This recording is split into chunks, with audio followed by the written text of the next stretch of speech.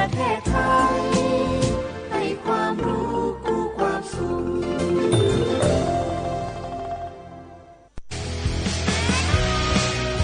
สถานีวิทยุกระจายเสียงแห่งประเทศไทยจังหวัดเชียงใหม่ FM 93.25 เมกะเฮิรตซ์ผู้นำด้านข่าวสารในจังหวัดเชียงใหม่โดยเน้นการมีส่วนร่วมของภาครัฐภาคเอกชนและเครือข่ายภาคประชาชนในพื้นที่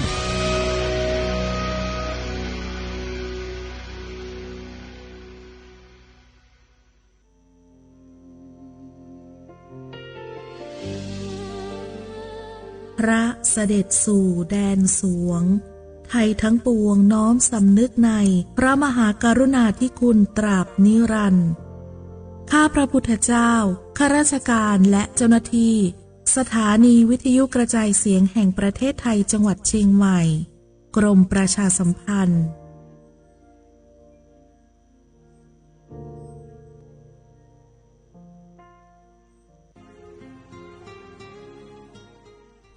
This is a moment of profound grief for the Kingdom of Thailand. We, the collective voices of Radio Thailand Chiang Mai, join the Thai nation in mourning the passing of our beloved Queen Martha, Her Majesty Queen Sirikit. Her life was a testament to the unwavering service, grace, and deep love for the Thai people. Our humble condolences and thoughts are with His Majesty the King, the royal family, and all the Thai people during this deeply sorrowful time. We will remember her forever.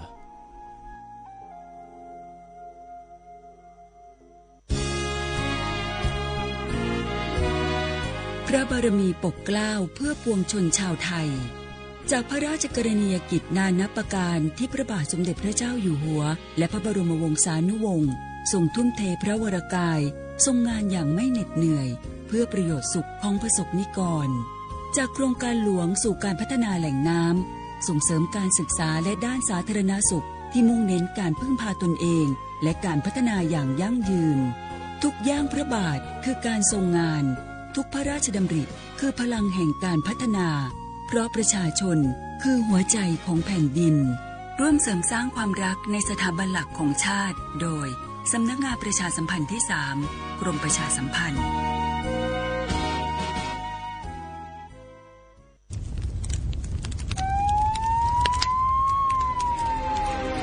ก็ภาคเหนือมีพื้นที่เผาซ้ำซากสูงถึง10ล้านไร่กว่า 90% ของไฟป่ามาจากฝีมือคนเฮาเนี่ยที่เผาเพื่อหาเห็ดหาของป่าและการเผาเศษซากพืชหลังการเก็บเกี่ยวบ่ว่าจะเป็นตอสั่งข้าวโพดเลี้ยงสัตว์หรือนาข้าวก็ฝุ่นควันจากการเผาคือ PM 2.5 ภัยเงียบที่ทำให้อายุเฉลี่ยสั้นลงถึง1 ปีตึงปอดอุดกั้นมะเร็งหัวใจล้มเหลวและสมองเสื่อม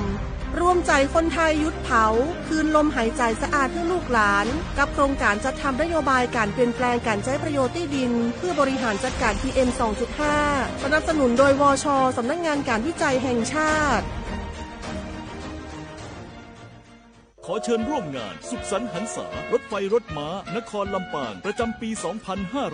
2569 วันที่ 1-4 เมษายนนี้ณสถานีรถไฟลำปางพบกับนิทรรศการรถไฟและรถม้าลำปางสินค้าของดีวิถีชุมชนพบขบวนพาเหรดรถม้าพร้อมการแสดงดนตรีซิมโฟนิกแบนด์ชมเลลี่รถม้าหุ่นละครเล็กโจหลุยชมการประกวดหนูน้อยคาวบอยล้านนาและพบศิลปินชื่อดังเท่อุเทนอ้อมรัตนังสีเผือกคนด่านเกวียนล้านนาคันที่แล้วมาพบกันที่งานขับรถมีน้ำใจรักษาวินัยจราจรคุณกำลังฟังรายการจราจรเพื่อชุมชนทางสถานีวิทยุกระจายเสียงแห่งประเทศไทยจังหวัดเชียงใหม่ FM 93.25 เมกะเฮิรตซ์ทุกวันจันทร์ถึงวันศุกร์ 16:10 น. ถึง 17:00 น.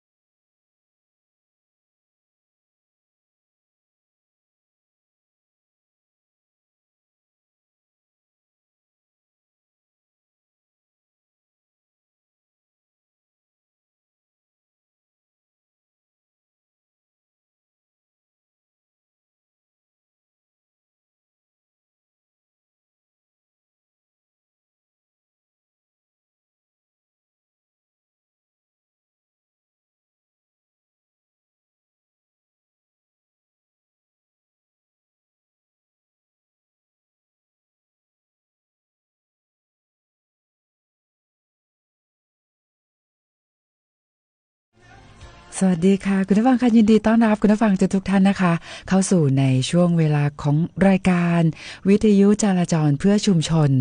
โดยตำรวจภูธรภาค 5 ค่ะ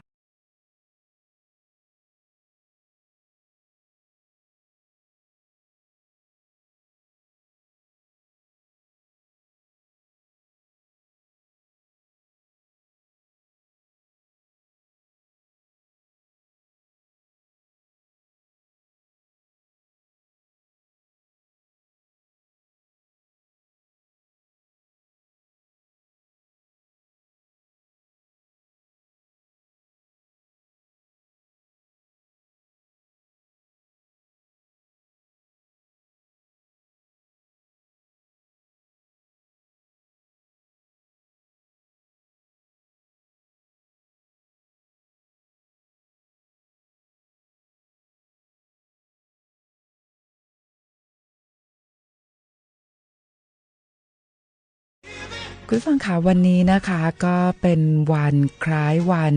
พระราชสมภพสมเด็จพระกนิษฐาธิราชเจ้ากรมสมเด็จพระเทพรัตนราชสุดาสยามบรมราชกุมารีนะคะและก็เป็นวันอนุรักษ์มรดกไทยประจำปี 2569 ด้วยค่ะและวันนี้นะคะที่หอประชุมเฉลิมพระเกียรติ 80 พรรษาองค์การบริหารส่วนจังหวัดเชียงใหม่นายรัฐพล นราดิศรผู้ว่าราชการจังหวัดเชียงใหม่นะคะก็ได้นำส่วนราชการศาลทหารตำรวจเหล่ากาชาติและประสบนิกรชาวจังหวัดเชียงใหม่ร่วมพิธีเจริญพระพุทธมนต์ถวายเป็นพระราชกุศลวางพันพุ่มดอกไม้สดถวายราชสักการะและลงนามถวายพระพรเนื่องในโอกาสวันคล้ายวันพระราชสมภพสมเด็จพระกนิษฐาธิราชเจ้ากรมสมเด็จพระเทพรัตนราชสุดาสยามบรมราชกุมารีค่ะซึ่งวันนี้นะคะตำรวจภูธรภาค 5โดยท่านพลตำรวจตรีวรพงษ์คำลือรองผู้บัญชาการตำรวจภูธรภาค 5ก็ได้ร่วมในพิธีดังกล่าวด้วยค่ะตลอดระยะเวลาที่ผ่านมานะคะสมเด็จพระกนิษฐาธิราชเจ้ากรมสมเด็จพระเทพรัตนราชสุดาสยามบรมราชกุมารีทรงปฏิบัติพระราชกรณียกิจนานับประการค่ะด้วยพระราชวิริยะอุตสาหะเพื่อสร้างประโยชน์สุขแก่อาณาราษฎรให้มีความสุขสวัสดิ์มีคุณภาพชีวิตที่ดีทรงสืบสารรักษาและต่อยอดศาสตร์พระราชาแห่งสมเด็จพระบรมชนกนาถด้วยพระราชปณิธานอันแน่วแน่ก่อให้เกิดโครงการในพระราชดำริน้อยใหญ่ที่ยังประโยชน์อเนกอนันต์แก่ปวงประชาและสร้างความเจริญก้าวหน้าอย่างมั่นคงแก่ประเทศชาตินะคะซึ่งย้อนไปเมื่อวานนี้นะคะ1 เมษายน 2569 ค่ะที่ตำรวจภูธรภาค 5ท่านพลตำรวจโทกฤษพลยี่สาครผู้บัญชาการตำรวจภูธรภาค 5ก็ได้เชิญชวนให้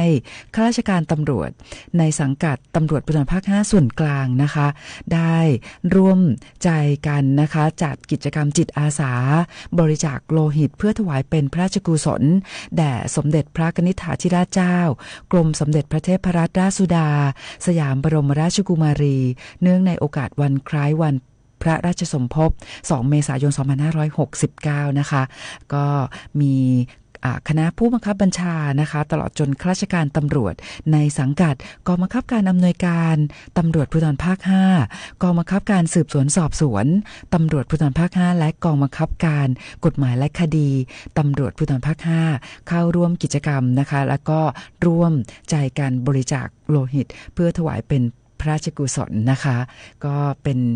กิจกรรมดีๆนะคะที่ตำรวจภูธรภาค 5ก็ได้จัดขึ้นนะคะเมื่อวานนี้นะคะค่ะคุณผู้ฟังคะก็วันนี้นะคะมาดูในเรื่องของอุณหภูมินะคะโอ้โหวันนี้ที่จังหวัดเชียงใหม่นะคะอุณหภูมิสูงสุดอยู่ที่38 องศาเซลเซียสนะคะแต่ถ้าเกิดว่าในพื้นที่รับผิดชอบของตำรวจภูธรภาค 5ซึ่งรับผิดชอบพื้นที่8จังหวัดภาคเหนือตอนบนวันนี้อุณหภูมิสูงสุดนะคะ40 องศาเซลเซียสนะคะอยู่ที่จังหวัดลำปางนะคะแต่ว่าที่จังหวัดเชียงใหม่นะคะก็อุณหภูมิสูงสุดอยู่ที่38 องศาเซลเซียสนะคะแต่ถ้าเกิดว่ามาดูวันนี้นะคะเกี่ยวกับในเรื่องของรายงานจุดเกิดความร้อนนะคะหรือว่าฮอตสปอตในพื้นที่จังหวัดเชียงใหม่นะคะในรอบเช้าเนี่ยก็ต้องบอกว่าโอ้โหพบจุดความร้อนนะคะจำนวน163จุดนะคะสูงสุดของช่วงเช้าวันนี้เนี่ยอยู่ที่อำเภอแม่แตงจังหวัดเชียงใหม่นะคะ26จุดรองลงมาอยู่ที่อำเภอดอยเต่า24จุดนะคะแล้วก็อันดับ3เนี่ยอยู่ที่อำเภอเสมิงค่ะ22จุดอันดับ4อยู่ที่อำเภอฮอด21จุดนะคะแล้วก็อันดับที่5อยู่ที่อำเภอเชียงดาว10จุดโอ้โหวันนี้นะคะภาคเช้านะคะตรวจพบจุดความร้อนจำนวน163จุดด้วยกันนะคะก็ต้องบอกว่ายังคงเป็นในช่วงที่เรายังคงพบกับในเรื่องของฝุ่นละออง PM 2.5 นะคะที่ยังคงส่งผลกระทบต่อสุขภาพนะคะเพราะว่าภาคเหนือของเราเนี่ยมีค่าฝุ่นละอองขนาดเล็ก PM 2.5 อยู่ระหว่าง34ถึง648นะคะไมโครกรัมต่อลูกบาศก์เมตรซึ่งต้องบอกว่าโอ้โหสูงมากๆเลยนะคะแล้วก็ส่งผลกระทบต่อสุขภาพดังนั้นคุณผู้ฟังพี่น้องประชาชนจะออกไปนอกตัวอาคารนอกตัวบ้านนะคะก็อย่าลืมในเรื่องของการสวมใส่หน้ากากอนามัยโดยเฉพาะในแบบ N95 ที่ช่วยกรอง PM 2.5 นะคะก็ในเรื่องนี้เป็นเรื่องที่สำคัญนะคะหลายท่านไม่สวมหน้ากากอนามัยอันนี้ต้องบอกว่าPM 2.5 เนี่ยซึ่งเป็นฝุ่นละอองขนาดเล็กนะคะซึ่งสามารถเข้าสู่ทุกอนูของร่างกายนะคะเพราะว่าเป็นฝุ่นขนาดเล็กมากๆเลยนะคะส่งผลกระทบต่อสุขภาพทั้งในเรื่องของระบบทางเดินหายใจนะคะแล้วก็หลอดเลือดด้วยนะเรื่องนี้เป็นเรื่องสำคัญดังนั้นนะคะป้องกันสุขภาพของตนเองนะคะคราวนี้ในเรื่องของการที่เราจะทำให้ในบ้านนะคะมีห้องปลอดภัยนะคะปลอดฝุ่นก็อยากจะเชิญชวนให้กับคุณผู้ฟังพี่น้องประชาชนนะคะหลายท่านเนี่ยยังไม่ได้มีการติดตั้งนะคะในเรื่องของเครื่องฟอกอากาศนะคะหรือว่าเป็นเครื่องกรองอากาศในบ้านเนี่ยนะคะก็ต้องบอกว่าตอนนี้นะคะ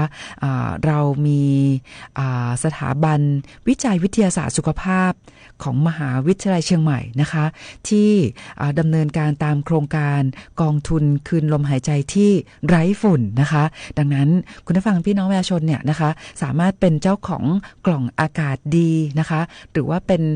เครื่องฟอกอากาศที่มีประสิทธิภาพสูงเหมือนกับเครื่องฟอกอากาศราคาแพงๆเลยนะเพราะว่าสามารถที่จะกรองฝุ่นละอองขนาดเล็ก PM 2.5 นะคะดังนั้นคุณผู้ฟังพี่น้องประชาชนที่อยากจะมีกล่องอากาศดีไปใช้ที่บ้านกรองอากาศนะคะก็สามารถที่จะติดต่อนะคะกองทุนคืนลมหายใจที่ไร้ฝุ่นด้วยการบริจาคเงินนะคะให้กับกองทุน 1,500 บาทนะคะก็สามารถนำไปใช้ลดหย่อนภาษีได้ด้วยนะคะการบริจาคเงิน 1,500 บาทยังจะได้รับกล่องอากาศดีนะคะซึ่งเป็นเครื่องฟอกอากาศกรองฝุ่นละอองขนาดเล็ก PM 2.5 ได้ด้วยนะคะคุณผู้ฟังท่านไหนที่สนใจนะคะก็สามารถโทรศัพท์ไปติดต่อได้ที่หมายเลข053-221-966นะคะหรือจะเป็นที่053-935-055-8ต่อ459นะคะหรือว่าติดต่อผ่านเพจกองทุนคืนลมหายใจที่ไร้ฝุ่นก็ได้นะคะก็จะได้รับนะคะสำหรับผู้ที่บริจาคเงิน 1,500 บาทจะได้รับกล่องอากาศดีนะคะแล้วก็สามารถนำ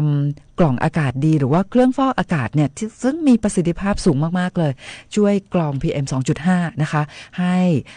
ที่บ้านหรือว่าที่ทำงานนะคะ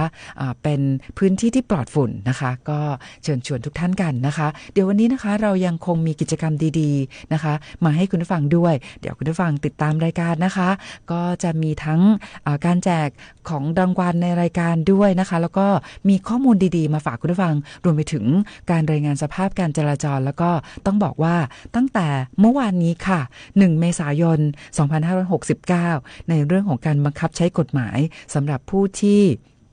ฝ่าฝืนกฎจราจรต้องบอกว่าตอนนี้นะคะเจ้าหน้าที่ตำรวจจราจรมีการบังคับใช้กฎหมายแบบเข้มข้นนะคะซึ่งก็เป็นมาตรการที่ทางสำนักงานตำรวจแห่งชาติเนี่ยนะคะได้วางมาตรการไว้นะคะเป็น3ช่วงเตือนนะคะช่วงประชาสัมพันธ์ช่วงเตือนแล้วก็ตั้งแต่1เมษายน2569เนี่ยก็จะเป็นช่วงที่จะมีการบังคับใช้กฎหมายอย่างเข้มข้นแล้วนะคะเดี๋ยววันนี้ในช่วงท้ายเราก็จะมีการสัมภาษณ์นะคะท่านพันตำรวจโทวรกิจ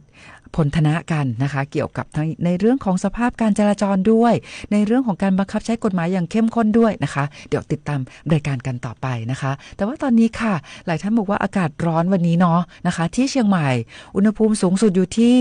38องศาเซลเซียสนะคะแล้วก็ยังมีในเรื่องของฝุ่น PM 2.5 ด้วยโอ้โห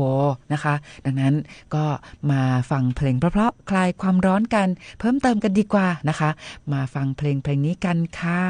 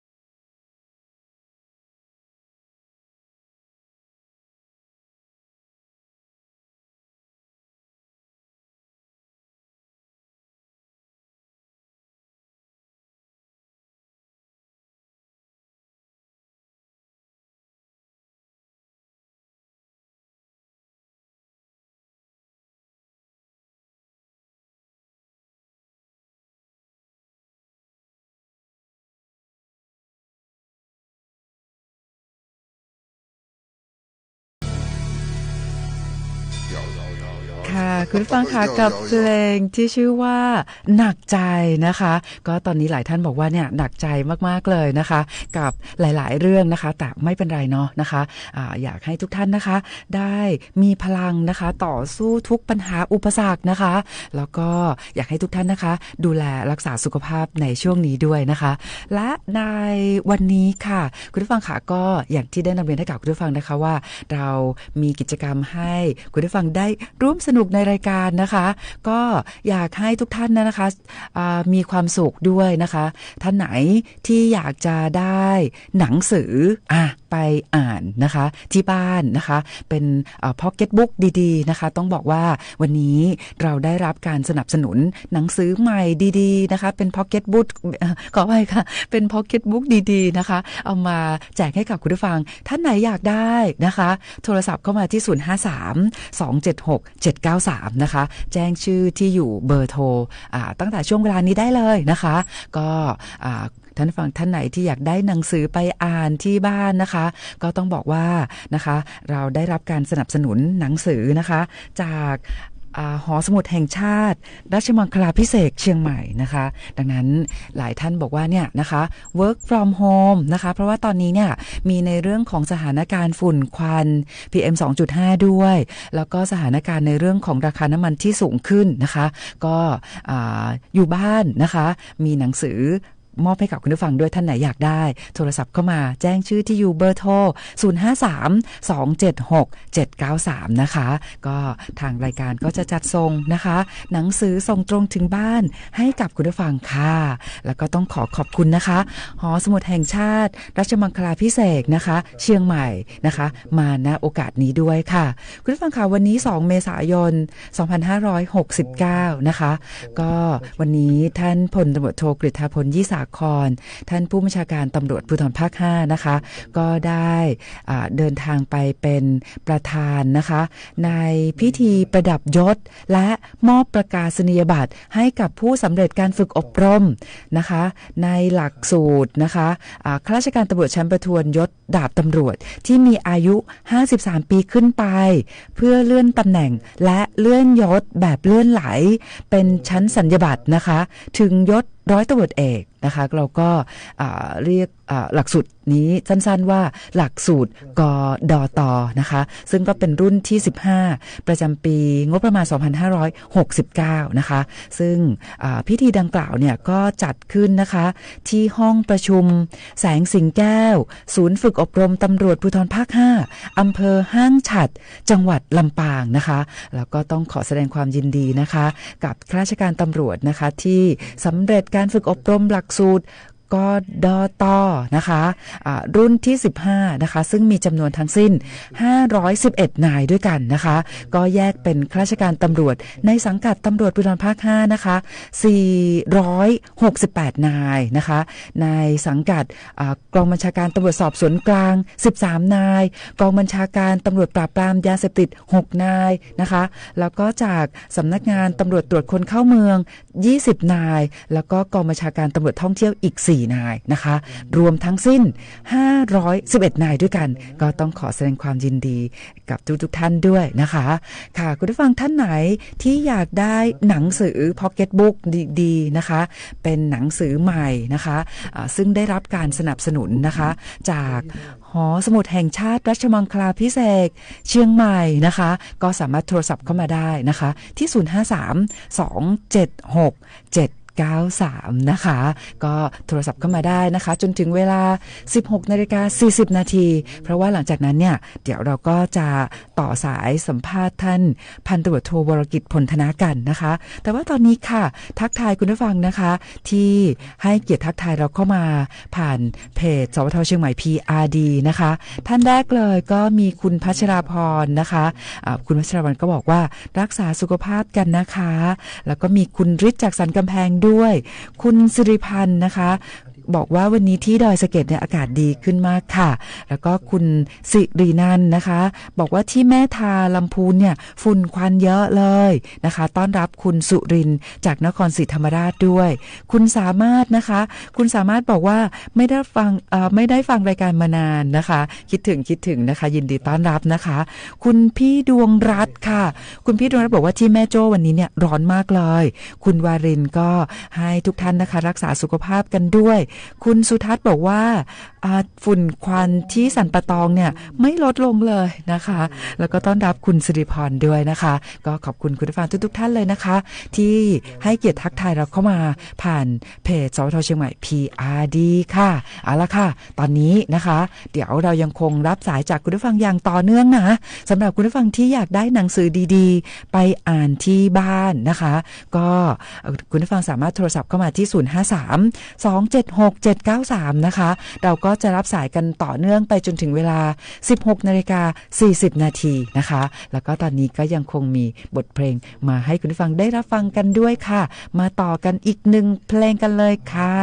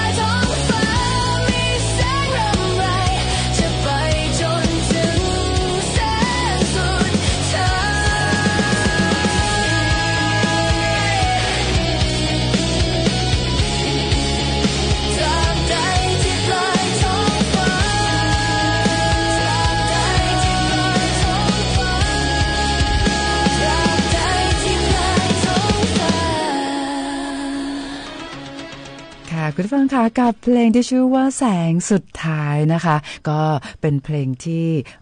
มีความไพเราะมากๆอีกเพลงนึงเลยนะคะมาฝากคุณผู้ฟังกันค่ะคุณผู้ฟังคะวันนี้นะคะก็มีหน่วยงานในสังกัดของตำรวจภูธรภาค5นะคะซึ่งเรามีสถานีตำรวจในสังกัด159แห่งนะคะก็ทุกแห่งก็ได้จัดกิจกรรมจิตอาสานะคะอย่างเช่นวันนี้นะคะที่สถานีตำรวจภูธรลี้จังหวัดลำพูนนะคะเจ้าหน้าที่ตำรวจก็ได้จัดกิจกรรมจิตอาสาพระราชทานนะคะเนื่องในวันคล้ายวันพระราชสมภพนะคะสมเด็จพระนิธิถาธิราชเจ้ากรมสมเด็จพระเทพรัตนราชสุดาสยามบรมราชกุมารีค่ะเจ้าหน้าที่ตำรวจนะคะในสังกัดสถานีตำรวจภูธรลี้จังหวัดลำพูนก็ได้จัดกิจกรรมพัฒนาความสะอาดนะคะบริเวณโดยรอบวัดบ้านปางนะวัดบ้านปางนะคะหมู่ที่1ตำบลศรีวิชัยอำเภอลี้จังหวัดลำพูนแล้วก็มีทุกๆสถานีตำรวจนะคะก็ได้จัดกิจกรรมจิตอาสากันในทุกพื้นที่ด้วยนะคะแต่ว่าตอนนี้ค่ะคุณผู้ฟังค่ะเราจะไปสัมภาษณ์นะคะท่านพันตำรวจโทวรกิจพลธนากันนะคะสวัสดีค่ะครับสวัสดีครับท่านผู้กำกับครับสวัสดีครับท่านผู้ฟังทุกท่านครับตอนนี้ผมอยู่ที่ขวงประตูท่าแพนะครับมีกิจกรรมของผู้สูงอายุนะครับเดินนะครับจากวัดมหาวันนะครับมาที่ขวงประตูท่าแพครับณเวลานี้หัวขบวนถึงบริเวณขวงประตูท่าแพครับท่านผู้กำกับครับนะคะอันนี้เป็นกิจกรรมอะไรนะคะสวัสดิ์วรกิจคะเป็นกิจกรรมของผู้สูงอายุล้านนาเชียงใหม่ครับผู้สูงอายุล้านนาเชียงใหม่นะคะแล้วก็ได้เดินจากที่ไหนนะคะสวัสดิ์วรกิจค่ะจากวัดมหาวันถนนท่าแพครับค่ะและจะเดินไปถึงที่ไหนนะคะที่ขวงประตูท่าแพครับผมครับตอนนี้หัวขบวนถึงขวงประตูท่าแพเรียบร้อยครับผมยังท้ายขบวนยังอยู่บนถนนท่าแพครับท่านผู้กำกับครับค่ะดังนั้นนะคะในเส้นถนนท่าแพตอนนี้เนี่ยมีการปิดการจราจรไหมคะมีการปิดการจราจรช่วงตั้งแต่แยกวัดแสนฝางของถนนท่าแพนะครับตั้งแต่แยกวัดแสนฝางถึงหน้าขวงประตูท่าแพครับเป็นการปิดกั้นการจราจรในระยะเวลาสั้นๆนะครับถ้าท้ายแถวขึ้นบริเวณขวงประตูท่าแพแล้วก็จะเปิดการจราจรตามปกติครับท่านผู้กำกับครับค่ะดังนั้นนะคะในช่วงนี้คุณผู้ฟังพี่น้องประชาชนที่จะเดินทางผ่านเส้นทางดังกล่าวก็นำเรียนว่าจะมีการปิดกั้นการจราจรเป็นระยะเวลาสั้นๆเนาะคาดว่าอีกไม่นานใช่ไหมคะสวัสดิ์วรกิจค่ะอีกประมาณ15นาทีน่าจะเสร็จสิ้นครับค่ะก็เป็นข้อมูลให้กับคุณผู้ฟังพี่น้องประชาชนนะคะที่จะใช้เส้นทางดังกล่าวนะคะผ่านถนนท่าแพนะคะก็จะมีการปิดกั้นการจราจรนะคะอีกไม่เกิน15นาทีนะคะสวัสดิ์วรกิจค่ะแล้วมีข้อมูลเกี่ยวกับสภาพการจราจรจุดอื่นเพิ่มเติมไหมคะครับช่วงนี้ก็มีการเปิดเรียนภาคเรียนพิเศษนะครับบริเวณโรงเรียนปรินซ์โรงเรียนดาราวิทยาลัยแล้วก็โรงเรียนมงฟอร์ดแล้วก็สถานศึกษาย่านเจริญประเทศนะครับช่วงนี้เปิดการจราจรเปิดเรียนนะครับในภาคเรียนพิเศษเรียบร้อยนะครับสภาพการจราจรนะครับช่วงนี้นะครับบนถนนแก้วนวรัตน์ก็กำลังเร่งระบายขาออกอยู่นะครับในช่วงเช้านะครับช่วงชั่วโมงนี้ตอนเช้าถนนแก้วนวรัตน์นะครับก็จะจับระบบการจราจรเข้า3ช่องทางออก1ช่องทางครับผมก็กลับมาการจราจรก็กลับมาหนาแน่นอีกครั้งบนถนนแก้วนวรัตน์ครับผมในส่วนของถนนวารีโรงเรียนวารีนะครับผมก็มีเรื่องของส่วนของอินเตอร์นะครับภาคอินเตอร์ยังเรียนอยู่ยังมีการเรียนการสอนในภาคอินเตอร์อยู่นะครับเมื่อวานนะครับรับแจ้งจากท่านรองสุนทรที่รับผิดชอบบริเวณโรงเรียนวารีว่าจะมีการจัดระบบการเดินรถนะครับภายในโรงเรียนนะครับโดยทำถนนภายในโรงเรียนนะครับให้มีความกว้างขึ้นเพื่อให้ผู้ปกครองเข้าส่งบุตรหลานง่ายขึ้นในช่วงวันหยุดต่อเนื่อง3วันตั้งแต่วันเสาร์วันอาทิตย์และวันจันทร์ที่จะถึงนี้นะครับผมในส่วนของสภาพการจราจรสถานที่อื่นนะครับช่วงนี้ก็ค่อนข้างที่จะเบาบางนะครับเนื่องจากว่า ส่วนหนึ่งก็คือสถานศึกษาปิดเรียนนะครับประกอบด้วยช่วงนี้นะครับราคาเชื้อเพลิงนะครับราคาน้ำมันนะครับ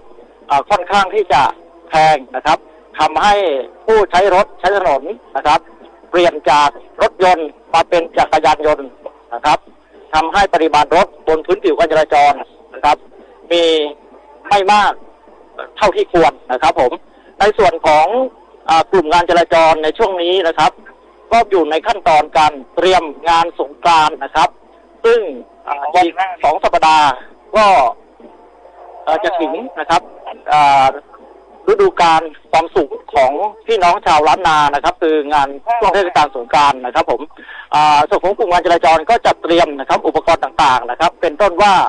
ป้ายเครื่องหมายจราจรนะครับทางลัดทางเลี่ยงรวมถึงการขอคืนพื้นผิวการจราจรในส่วนที่มีงานก่อสร้างบนถนนนะครับไม่ว่าจะเป็นถนนเชียงใหม่พร้าวถนนโชตนานะครับผมก็ ก็มีการนะครับ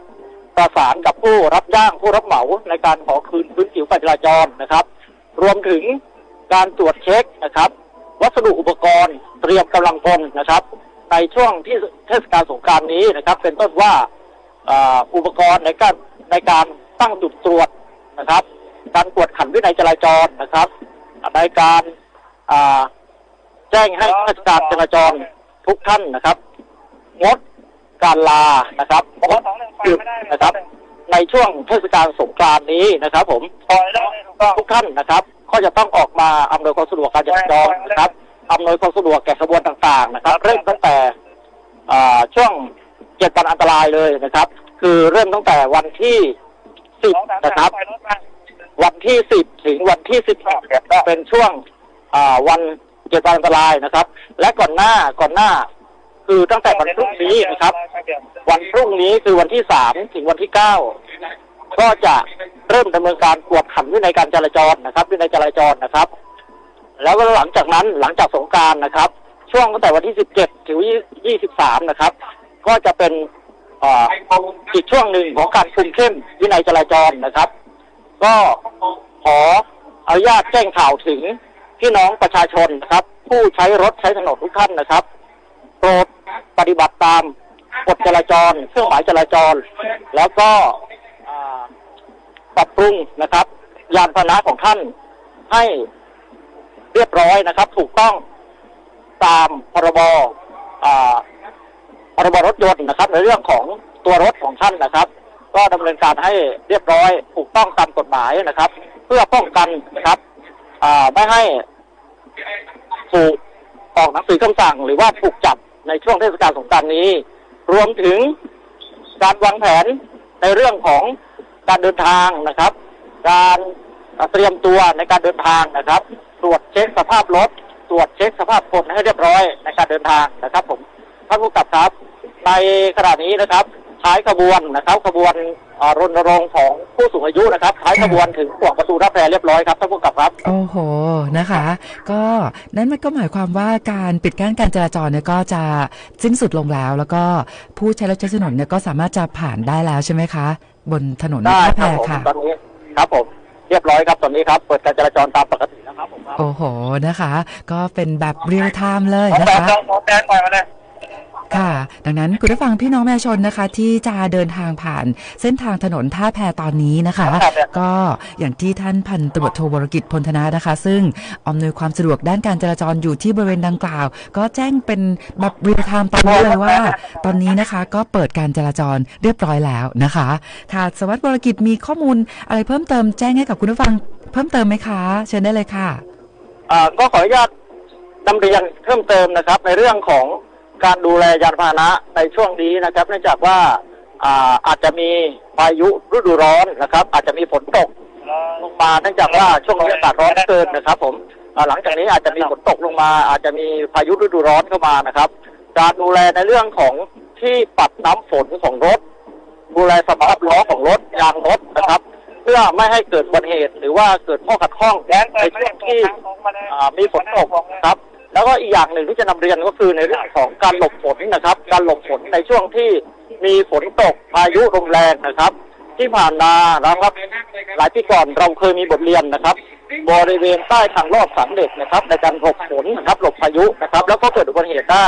แล้วก็เกิดอุบัติเหตุนะครับทำให้มีผู้ได้รับบาดเจ็บนะครับเพราะฉะนั้นนะครับหากท่านจะหลบฝนหรือว่าหลบพายุในช่วงที่มีฝนตกนะครับขออย่าได้หยุดรถบริเวณใต้ทางลอดซึ่งเป็นพื้นที่อันตรายนะครับรถใช้ความเร็วนะครับแล้วก็พื้นผิวการจราจรค่อนข้างคับแคบครับท่านผู้กำกับครับท่านผู้ฟังครับค่ะโอ้โหนะคะก็เป็นข้อมูลที่เป็นประโยชน์มากๆเลยนะคะแล้วก็เรื่องนี้เนี่ยนะคะเป็นเรื่องที่สำคัญด้วยเราไม่อยากให้มีรายงานในเรื่องของการเกิดอุบัติเหตุนะคะต้องขอบคุณท่านพันตำรวจโทวรกิจพลธนะมากๆเลยนะคะขอบคุณมากค่ะครับสวัสดีครับค่ะสวัสดีค่ะค่ะคุณผู้ฟังค่ะก็อย่างที่ท่านพันตำรวจโทวรกิจพลธนะนะคะได้ให้ข้อมูลกับคุณผู้ฟังแบบเรียลไทม์เลยว่าตอนนี้ที่ถนนท่าแพนะคะคุณผู้ฟังพี่น้องประชาชนที่จะ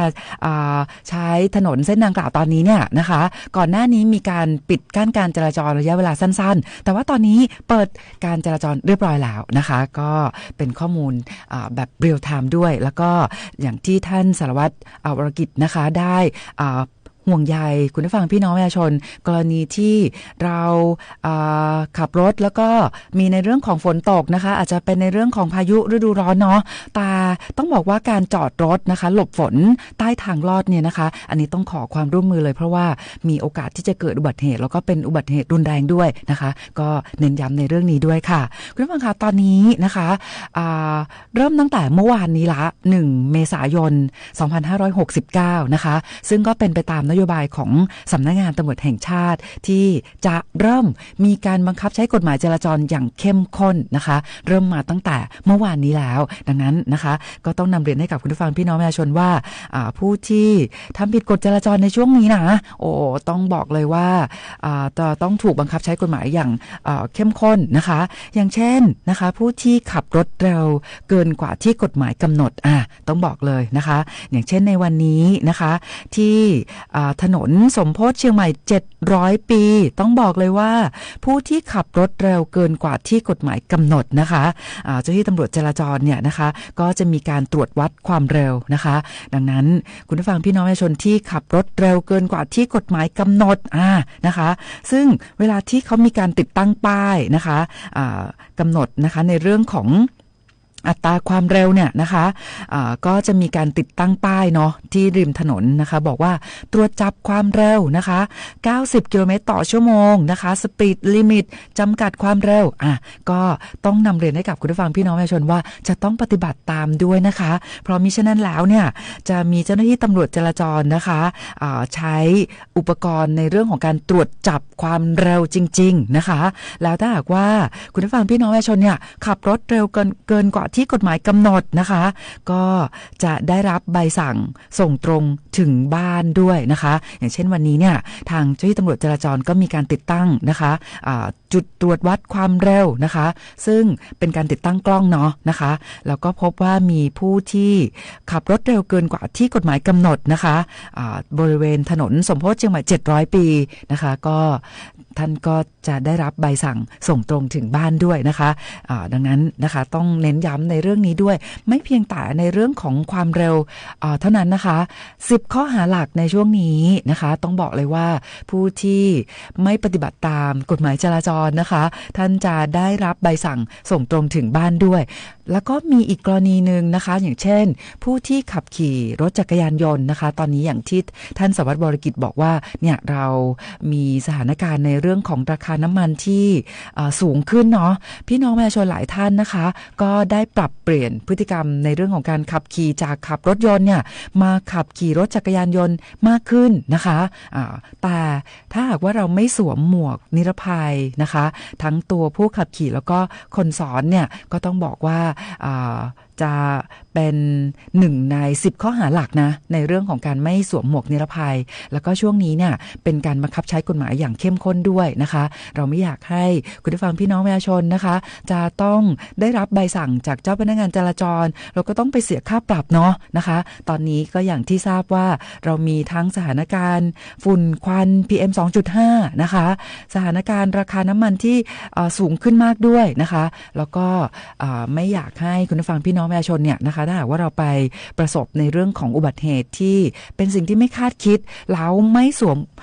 อุปกรณ์ในการป้องกันนะคะก็จะทำให้ได้รับการบาดเจ็บนะคะดังนั้นตอนนี้ต้องเน้นย้ำในเรื่องของการสวมหมวกนิรภัยทั้งตัวผู้ขับขี่แล้วก็ตัวผู้ซ้อนด้วยนะคะอย่างเช่นในจุดตรวจต่างๆนะคะตอนนี้ก็มีการเน้นย้ำในเรื่องของ10ข้อหาหลักนะคะไม่อยากให้คุณผู้ฟังพี่น้องประชาชนเนี่ยนะคะต้องได้รับใบสั่งจากเจ้าพนักงานจราจรแล้วก็ต้องบอกว่าอัตราค่าปรับเนี่ยโอ้โหนะคะก็สูงด้วยนะคะดังนั้นเราปฏิบัติตามกฎจราจรกันดีกว่าค่ะเพราะว่าเป็นกฎแห่งความปลอดภัยนะคะแล้วไม่ต้องไปเสียเงินค่าปรับนะคะจากการที่เราไม่ปฏิบัติตามกฎจราจรนะคะแล้วก็อีกหนึ่งเรื่องค่ะสำหรับผู้ที่ขับขี่รถจักรยานยนต์นะคะต้องเน้นว่าถ้าหากว่าท่านขับขี่รถจักรยานยนต์แล้วไม่ติดแผ่นป้ายทะเบียนนะคะต้องนำเรียนให้กับคุณผู้ฟังพี่น้องประชาชนว่าเจ้าหน้าที่ตำรวจนะคะที่ไปออกตรวจนะคะไปเจอว่ารถจักรยานยนต์ไม่ติดแผ่นป้ายทะเบียนอันนี้ต้องบอกว่าจะต้องถูกนำรถนะคะมาที่สถานีตำรวจด้วยนะคะแล้วถ้าหากว่าตัวผู้ขับขี่นะคะไม่มีสำเนาคู่มือจดทะเบียนรถไม่มีหลักฐานการเป็นเจ้าของรถเนี่ยโอ้โหก็ต้องรถเนี่ยจะต้องถูกจัดเก็บไว้ที่สถานีตำรวจนะคะจนกว่าเจ้าของรถเนี่ยจะนำหลักฐานนะคะการเป็นเจ้าของรถแล้วก็ในกรณีที่รถไม่ติดแผ่นป้ายทะเบียนนะคะก็จะต้องนำเอาแผ่นป้ายทะเบียนนะคะมาติดที่สถานีตำรวจนะคะถึงจะได้นำรถออกไปใช้ต่อได้ดังนั้นนะคะก็ต้องนำเรียนให้กับคุณผู้ฟังพี่น้องประชาชนว่าเราปฏิบัติตามกฎแห่งความปลอดภัยนะคะแล้วก็เป็นการป้องกันเหตุด้วยเพราะว่าอาจจะมีผู้ที่เตรียมตัวไปก่ออาชญากรรมนะคะแล้วก็นำรถจักรยานยนต์เนี่ยอาจจะไปลักขโมยมาหรือเตรียมไปก่ออาชญากรรมนะคะดังนั้นก็เพื่อเป็นการป้องกันอาชญากรรมนะคะนำเรียนให้กับคุณผู้ฟังพี่น้องประชาชนนะคะว่าหากท่านนำรถจักรยานยนต์นะคะมาใช้ขับขี่ก็อย่าลืมในเรื่องของการสวมหมวกนิรภัยทั้งตัวผู้ขับขี่แล้วก็ผู้ซ้อนด้วยแล้วก็ต้องมีป้ายทะเบียนนะคะมีสำเนาคู่มือของสมุดเล่มด้วยนะคะแล้วก็หลักฐานการเป็นเจ้าของรถนะคะมิฉะนั้นแล้วเนี่ยเจ้าหน้าที่ตำรวจก็จะต้องดำเนินการยึดรถนะคะไว้ที่สถานีตำรวจจนกว่าพี่น้องประชาชนนะคะที่เป็นเจ้าของรถเนี่ยจะนำเอาหลักฐานมาแสดงนะคะก็นำเรียนให้กับคุณผู้ฟังพี่น้องประชาชนด้วยนะคะเอาละค่ะคุณผู้ฟังคะมาถึงช่วงสุดท้ายของรายการแล้วนะคะก็ต้องบอกว่าเดี๋ยววันพรุ่งนี้วันศุกร์นะคะเราก็ยังคงมีกิจกรรมให้คุณผู้ฟังได้ร่วมสนุกในรายการและคุณผู้ฟังท่านไหนที่อยากได้หนังสือเดี๋ยวพรุ่งนี้ก็จะมาแจกต่อด้วยค่ะแต่อย่างไรก็ตามนะคะถ้าหากว่าคุณผู้ฟังพี่น้องประชาชนมีเรื่องขอความช่วยเหลือนะคะในทุกๆเรื่องค่ะไม่ว่าจะเป็นรถยนต์น้ำมันหมดนะคะเครื่องยนต์ขัดข้องมีเรื่องขอความช่วยเหลือนะคะโทรแจ้งสายด่วน191ได้ตลอดเวลา24ชั่วโมงค่ะวันนี้นะคะหมดเวลาของรายการแล้วนะคะต้องขอบคุณสำหรับการติดตามรับฟังนะคะเดี๋ยววันพรุ่งนี้จะกลับมาพบกับคุณผู้ฟังใหม่พร้อมกับกิจกรรมดีๆแล้วก็มีของรางวัลมาแจกคุณผู้ฟังด้วยสำหรับวันนี้หมดเวลาแล้วขอบคุณและสวัสดีค่ะ